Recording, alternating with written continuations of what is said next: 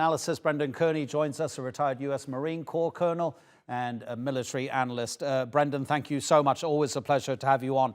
Can you just explain why are nuclear-powered subs so important compared to the normal submarines? Great question.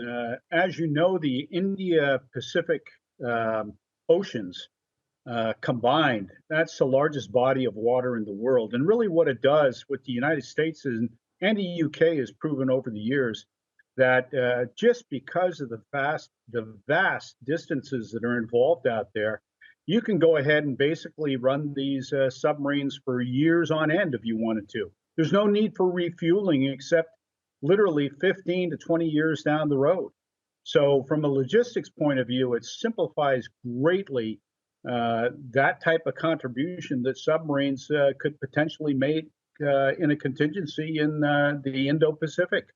Wow. Just remind us what the concern is amongst this Aukus alliance that concerns them about China's activities in that part of the world. And obviously, we're talking about China's activities across those oceans of the Pacific and the Indian Ocean. Well, China is a complex threat to the United States and to our friends and allies throughout the Pacific.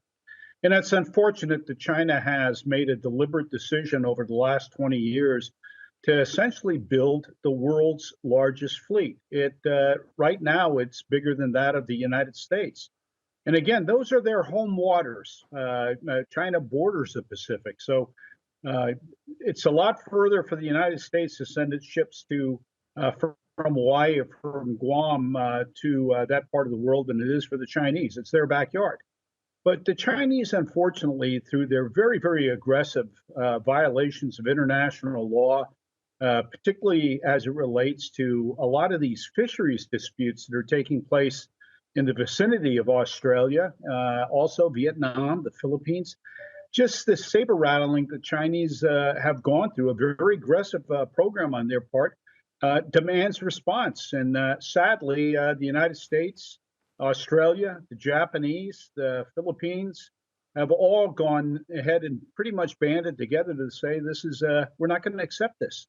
Yeah, absolutely. So therefore, don't you think that this might actually lead to some kind of arms race in that part of the world? We've just had Xi Jinping, the president of China, saying he wants to modernize the Chinese military to make it, the phrase was, to make it a great wall of steel. Is this not going to prompt the Chinese to spend even more on their military and their navy?